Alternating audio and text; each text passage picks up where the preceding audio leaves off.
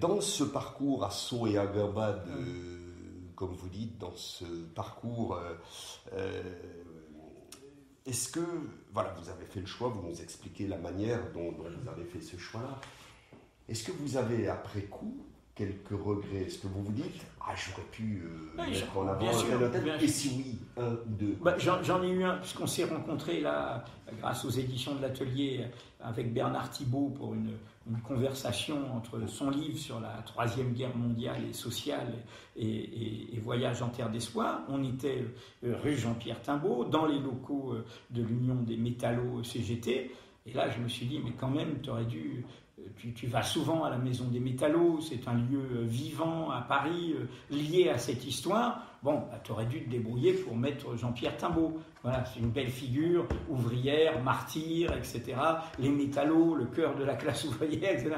Je regrettais, je me dis, tu aurais dû y penser. Bon, comment dire, moi j'ai voulu, vous savez, c'est pour que ce ne soit pas dogmatique, je me suis laissé aller comme ça. Hein. Et donc, j'ai voulu que ce soit à chaque fois faire des arbitrages. Aussi, j'ai préféré choisir les moins connus ou les méconnus, pas des grandes vedettes.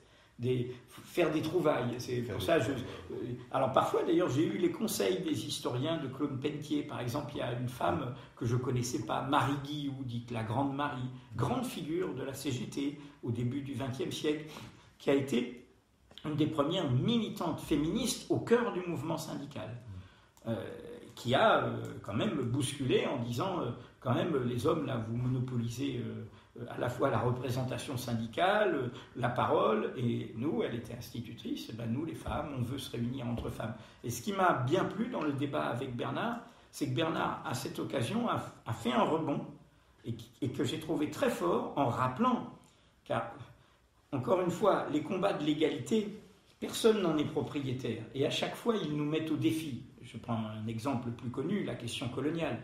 On pouvait être... Parfois, il y a eu des militants de la cause ouvrière nationale qui peuvent avoir été indifférents à la solidarité internationale. Et ne pas comprendre que tout est lié. Et là, c'est Bernard lui-même qui dit, mais vous savez, à la fin du 19e siècle, il y a eu des ouvriers mâles, hommes, qui se sont mis en grève contre l'embauche des femmes. En disant, comme on l'entend parfois sur les étrangers, les immigrés et les migrants, disant, si le patron, s'il veut que les femmes travaillent, c'est pour baisser nos salaires. Donc les femmes, elles doivent rester à la maison et c'est nous qui devons être propriétaires du salaire. Et donc, montrant comment, à partir du moment où on est dans la cause de l'égalité des droits pour le monde du travail, qui n'a qu'une richesse, sa force de travail, eh bien, cette cause, et si elle amène à d'autres causes pour l'égalité. Et j'ai trouvé très fort voilà, qu'une figure du mouvement syndical le dise. Donc, voilà, donc, après, quand je revisite ça, je me dis, mais oui, tu aurais pu choisir tel autre, tu aurais pu choisir. Mais comme ce n'a pas été... Je ne l'ai pas fait comme un choix, froid, je me suis laissé aller. Bon, je jette une petite idée comme ça. Et à un moment, vous l'avez vu, par exemple, j'ai fait le choix de montrer qu'il y avait plein de vrais anonymes dans le Métron. Par exemple, Jules Michelet, le grand historien républicain, qui a écrit notamment Le Peuple, etc., il n'est pas dans le Métron. Probablement par une idée que, voilà, pour être dans le Métron a évolué. Au début, il y avait un peu, est-ce qu'il y a le label ouvrier ? Voilà. Et puis, ça a bougé vers le mouvement social et tout. Surtout que Michelet, il est identifié au combat de la République et de l'égalité, mais lui-même n'a jamais été militant, c'est une figure intellectuelle.